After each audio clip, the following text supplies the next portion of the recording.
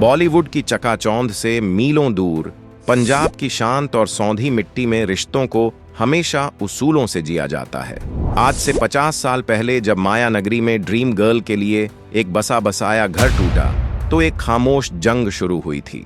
एक ऐसी जंग जिसमें न तो कोई हथियार उठाया गया और न ही कोई तमाशा हुआ, लेकिन इसकी गूंज आज आधी सदी बाद और यहाँ तक कि धर्मेंद्र जी के निधन के बाद भी पूरी फिल्म इंडस्ट्री में सुनाई देती है।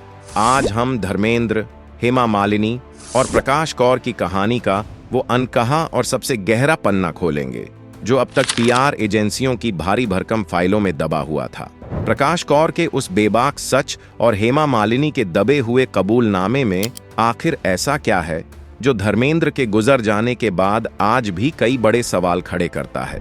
आज हम इस 50 साल पुराने राज को बिल्कुल निष्पक्ष, गहराई और सीधे तरीके से डिकोड करेंगे।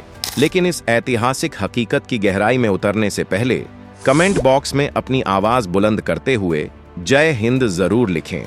इसी तरह की और रहस्यमयी जानकारी प्राप्त करने के लिए हमारे चैनल ट्रू हिस्ट्री को आज ही सब्सक्राइब करें और बेल आइकॉन को प्रेस करें। इस महागाथा की असली शुरुआत मुंबई के किसी चमचमाते स्टूडियो या बड़े फिल्म सेट पर नहीं हुई थी। इस कहानी की जड़ें पंजाब के लुधियाना साहनेवाल की मिट्टी में गहराई तक ढंसी हुई है। यह 1950 के दशक का वो दौर था जब भारत नया नया आजाद हुआ था। उस समय जिंदगी बहुत सीधी, सरल और गहरे पारिवारिक उसूलों पर आधारित हुआ करती थी। रिश्तों का मतलब सिर्फ फायदे या नुकसान का सौदा नहीं था, बल्कि सातों जन्मों का एक अटूट और पवित्र विश्वास हुआ करता था। साल 1954 में धर्म सिंह देओल नाम के एक आम, सीधे सादे और गठीले बदन वाले युवा की शादी प्रकाश कौर नाम की एक बेहद संस्कारी, घरेलू और जमीन से जुड़ी महिला से कर दी गई। उस समय धर्मेंद्र की उम्र महज 19 साल थी। उनके कंधों पर इतनी कम उम्र में ही परिवार की बहुत बड़ी जिम्मेदारी आ गई थी। प्रकाश कौर कोई आधुनिक ख्यालों वाली लड़की नहीं थी। वे एक ऐसी पारंपरिक भारतीय महिला थीं जिनके लिए उनका पूरा संसार उनके माता पिता के दिए हुए संस्कार, उनका घर, उनके पति और बाद में उनके बच्चे ही थे। शादी के बाद प्रकाश कौर ने अपना पूरा जीवन अपने पति की तरक्की और परिवार की सुख शांति के लिए बिना किसी शर्त के समर्पित कर दिया। जब धर्मेंद्र की आंखों में रुपहले पर्दे का सपना जागा और उन्होंने बंबई, आज का मुंबई की एक बिल्कुल अनजान दुनिया का रुख किया, तब उनके इस कड़े और अनिश्चित संघर्ष में सबसे बड़ा और खामोश सहारा प्रकाश कौर ही थीं। यह सोचना बहुत आसान लगता है कि एक इंसान शहर गया और हीरो बन गया, लेकिन जमीनी हकीकत बहुत भयानक होती है। पति मीलों दूर एक महानगर में अपनी पहचान बनाने की जद्दोजहद कर रहा था।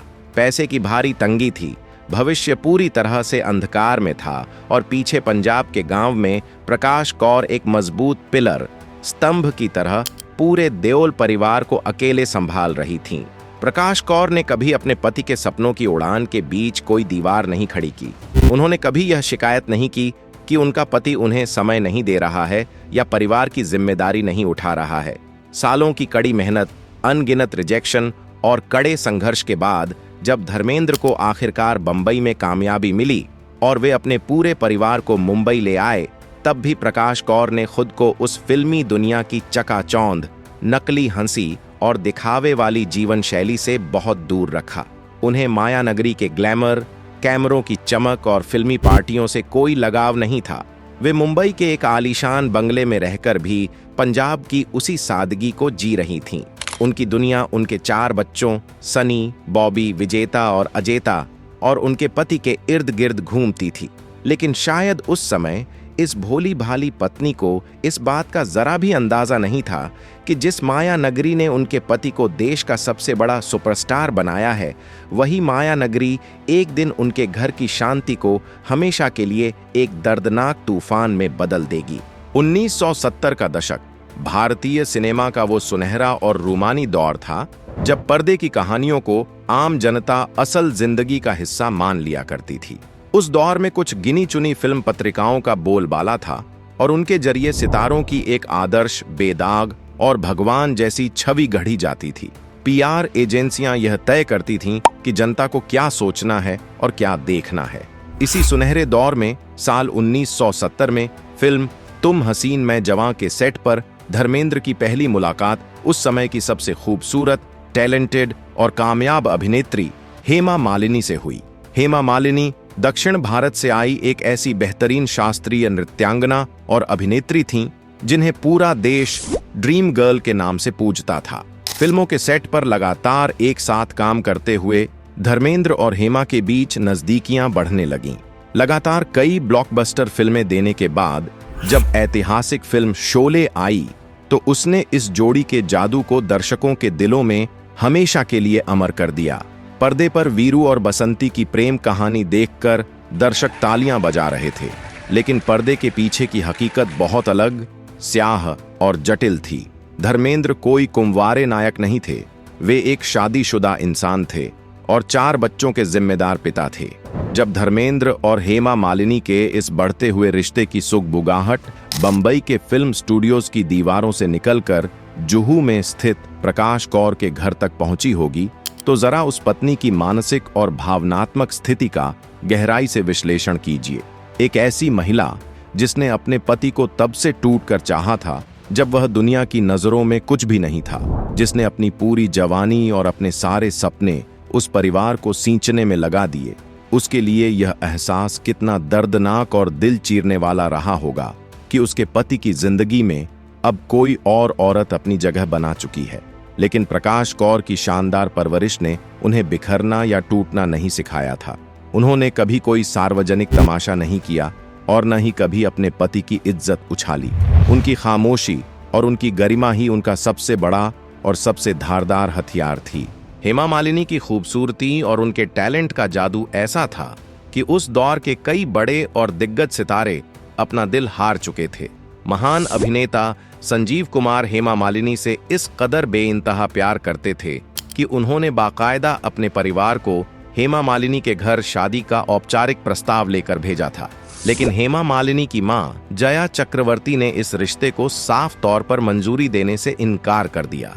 इसके बाद एक और बड़े सुपरस्टार जितेंद्र के साथ तो हेमा मालिनी की शादी की तैयारियां बाकायदा शुरू हो गई थीं। ऐतिहासिक दस्तावेजों के मुताबिक दोनों परिवारों की रजामंदी से चेन्नई में जितेंद्र और हेमा की शादी की रस्में बहुत ही गुपचुप तरीके से होने ही वाली थीं।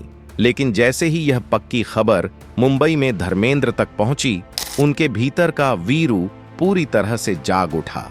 वे रातों रात एक विशेष फ्लाइट लेकर सीधे चेन्नई पहुंचे और शादी के मंडप में एक ऐसा हाई वोल्टेज और भावनात्मक ड्रामा खड़ा कर दिया जो किसी भी ब्लॉकबस्टर फिल्मी कहानी से कम नहीं था। उन्होंने बंद कमरे में हेमा मालिनी से अकेले में बात की, उन्हें मनाया, अपनी भावनाओं का इजहार किया और आखिरकार जितेंद्र से उनकी शादी होने से रोक दी। यह एक ऐसा ऐतिहासिक वाकया था जिसने पूरी फिल्म इंडस्ट्री को अंदर तक हिलाकर रख दिया। लेकिन इस पूरी दीवानगी, इस पागलपन और प्यार के जुनून में वो यह बात पूरी तरह भूल गए कि बंबई के एक घर में एक औरत और 4 बच्चे दरवाजे पर आंखें टिकाए उनका इंतजार कर रहे हैं। वो औरत जिसके नाम का पवित्र सिंदूर उन्होंने 1954 में उस समय अपनी उंगलियों से भर दिया था, जब वे सिर्फ पंजाब के धर्म सिंह देओल थे। धर्मेंद्र ने अपनी जिद और अपने प्यार से हेमा मालिनी को तो मना लिया था, लेकिन अब उन दोनों के सामने सबसे बड़ी कानूनी, सामाजिक और नैतिक दीवार एक पहाड़ की तरह खड़ी थी। भारतीय कानून और हिंदू मैरिज एक्ट 1955 के बेहद सख्त नियमों के तहत अपनी पहली पत्नी के जीवित रहते हुए और बिना उसे कानूनी रूप से तलाक दिए कोई भी हिंदू पुरुष दूसरी शादी किसी भी हाल में नहीं कर सकता। इस बहुत बड़ी कानूनी अड़चन को दूर करने के लिए धर्मेंद्र ने भारी मन से प्रकाश कौर के सामने तलाक का औपचारिक प्रस्ताव रखा। लेकिन यहीं पर पंजाब की उस जमीन से जुड़ी बेटी का असली स्वाभिमान और उसके अडिग संस्कार दुनिया के सामने आए। प्रकाश कौर ने तलाक देने से स्पष्ट और साफ शब्दों में इनकार कर दिया। प्रकाश कौर ने यह बिल्कुल स्पष्ट कर दिया कि चाहे परिस्थितियां कितनी भी कठिन क्यों ना हो जाएं, चाहे उनका पति दुनिया का सबसे बड़ा सितारा ही क्यों ना बन गया हो, वे अपना घर, अपना सिंदूर, अपनी जमीन का हक और अपने बच्चों के पिता का नाम किसी भी कीमत पर किसी भी दूसरी औरत को नहीं सौंपेंगी। यह पुरुष प्रधान सोच फिल्म इंडस्ट्री के दोहरे मापदंडों और स्टारडम के अहंकार के खिलाफ एक अकेली औरत का सबसे मजबूत विद्रोह था।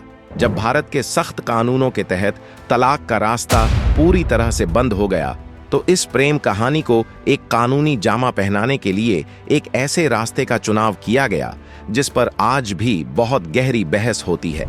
ऐतिहासिक दस्तावेजों और कई वरिष्ठ खोजी पत्रकारों की रिपोर्ट्स के अनुसार अपनी इस शादी को कानूनी मान्यता दिलाने और सजा से बचने के लिए 1979 से 1980 के बीच धर्मेंद्र और हेमा मालिनी ने इस्लाम धर्म कबूल कर लिया।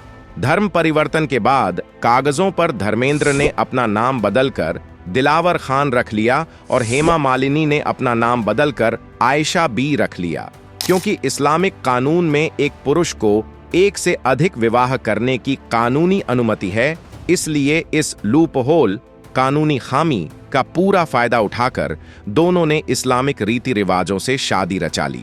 उस समय की मैगजीन्स और फिल्म इंडस्ट्री की पीआर मशीनरी ने इस पूरे गंभीर घटनाक्रम को महज एक सच्चे प्यार की महान जीत के रूप में पेश किया। दुनिया के सामने यह दिखाने की भरपूर कोशिश की गई कि इस शादी से किसी को कोई परेशानी नहीं है, लेकिन जमीनी और भावनात्मक सच्चाई यह थी कि इस एक फैसले ने कई जिंदगियों को एक अजीब से घुटन भरे और दर्दनाक दौराहे पर लाकर खड़ा कर दिया था। समाज और उनके करोड़ों प्रशंसकों ने भले ही इस शादी को स्वीकार कर लिया हो, लेकिन प्रकाश कौर के घर की चार दीवारी के अंदर जो भयंकर तूफान उठा था, उसे शांत करना दुनिया की किसी दौलत के बस की बात नहीं थी। प्रकाश कौर अपने स्वभाव से बेहद शांत, एकांत पसंद और खुद को कैमरों की नजरों से दूर रखने वाली महिला रही हैं।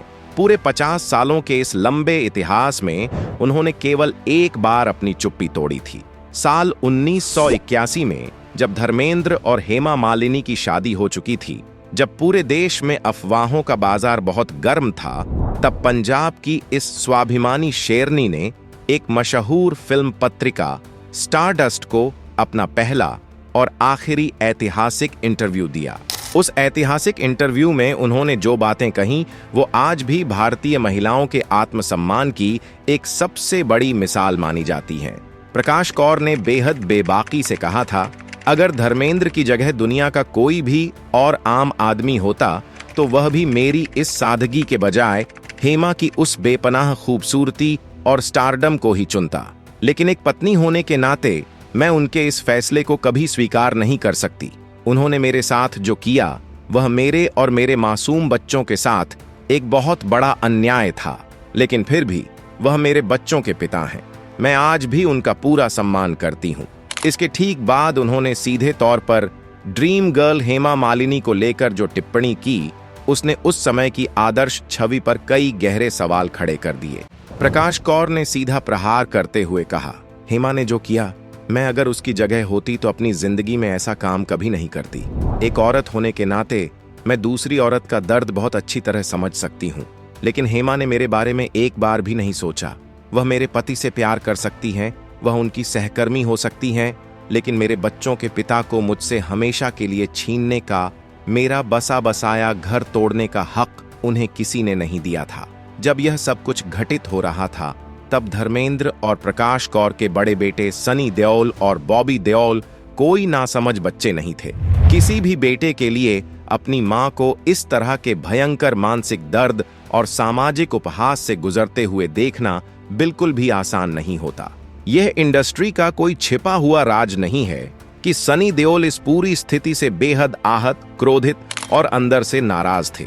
कई रिपोर्ट्स में तो यहां तक दावा किया गया कि उस दौर में गुस्से में आकर सनी देओल ने काफी हंगामा भी किया था। लेकिन उस नाजुक दौर में यह प्रकाश कौर के दिए गए मजबूत संस्कार ही थे जिन्होंने सनी देओल को संभाला। प्रकाश कौर ने खुद के दिल पर एक भारी पत्थर रखकर भी कभी अपने बच्चों के मन में उनके पिता के खिलाफ जहर नहीं घोला। उन्होंने यह सुनिश्चित किया कि परिवार की नींव टूटे नहीं और उनके बच्चे अपने पिता का हमेशा उसी तरह सम्मान करें जैसे वे पहले करते थे। यही कारण है कि सनी देओल और बॉबी देओल ने जीवन भर अपने पिता धर्मेंद्र को भगवान की तरह पूजा। लेकिन इसी कहानी के सिक्के का दूसरा पहलू यह भी है कि उन्होंने हेमा मालिनी के दूसरे परिवार से हमेशा एक सम्मानजनक लेकिन बहुत साफ और एक लक्ष्मण रेखा जैसी दूरी बनाए रखी। यह अपनी मां के प्रति उनका असीम प्यार और उनकी वफादारी थी। मुंबई के पॉश इलाके जुहू में धर्मेंद्र के 2 अलग अलग घर रहे। एक तरफ वो पुश्तैनी घर जहां प्रकाश कौर अपने बेटों के साथ रहती हैं, और कुछ ही दूरी पर हेमा मालिनी का अपना अलग बंगला। भौगोलिक दृष्टि से ये दोनों घर बहुत करीब हैं, लेकिन भावनात्मक दृष्टि से इन दोनों घरों के बीच मीलों की एक ऐसी दूरी रही जिसे कोई नहीं पाट सका। प्रकाश कौर ने कभी हेमा मालिनी के घर की तरफ मुड़कर नहीं देखा, और हेमा मालिनी ने भी कभी प्रकाश कौर के इलाके में कदम रखने की हिम्मत नहीं की। यह एक ऐसा अनकहा समझौता रहा जिसे दोनों परिवारों ने अपनी अपनी शांति बनाए रखने के लिए ओढ़ लिया। लेकिन इस दिखावटी शांति के पीछे कई ऐसे दर्द छिपे रहे जो पारिवारिक समारोहों के समय सतह पर आ ही जाते थे। हेमा मालिनी ने अपनी autobiography beyond the dream girl में इस पूरे मामले पर बहुत सालों बाद अपना नजरिया रखा। हेमा मालिनी ने अपनी किताब में बहुत ही स्पष्ट शब्दों में स्वीकार किया कि शादी के 40 से 50 साल बीत जाने के बाद भी उन्होंने आज तक प्रकाश कौर के घर में कभी कदम नहीं रखा। उन्होंने लिखा, मैंने धर्मेंद्र से शादी जरूर की, लेकिन मैंने कभी यह नहीं चाहा कि मेरी वजह से किसी को तकलीफ हो या किसी का परिवार टूटे। इसलिए मैंने हमेशा उनके पहले परिवार के मामलों से खुद को पूरी तरह अलग रखा। इस बयान को अगर मनोविज्ञान और सामाजिक नजरिए से गहराई से समझा जाए तो यह असल में उस लक्ष्मण रेखा का प्रतीक है जिसे प्रकाश कौर ने अपने स्वाभिमान से खींचा था, और जिसे हेमा मालिनी ने जीवन भर पार करने की कभी हिम्मत नहीं की। यह उस अपराध बोध या ग्लानि का भी अक्स है जो किसी दूसरे का बसा बसाया घर टूटने पर इंसान के मन में हमेशा रहता है। अपने अंतिम वर्षों में धर्मेंद्र अक्सर अपने फैसलों को लेकर बहुत भावुक और उदास नजर आने लगे थे। अपनी बढ़ती उम्र के साथ इंसान को केवल मानसिक सुकून और परिवार की एकजुटता की तलाश होती है। अपने गुजरने से कुछ साल पहले धर्मेंद्र ने कई बार सार्वजनिक मंचों पर भावुक होकर अपनी बेटियों और हेमा मालिनी के लिए माफी भरे भाव प्रकट किए थे। उन्होंने अपने बयानों में यह दुख जाहिर किया था कि वे कई चीजों को उस तरह नहीं संभाल पाए जैसा उन्हें संभालना चाहिए था।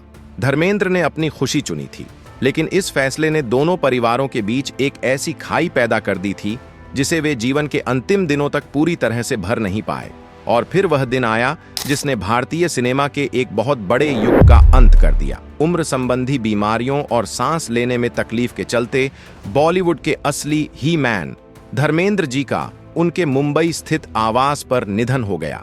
धर्मेंद्र का जाना केवल एक सुपरस्टार का जाना नहीं था, बल्कि एक पूरे युग की समाप्ति थी। दुख की इस सबसे बड़ी घड़ी में भी वो दोनों परिवार कभी एक नहीं हो पाए।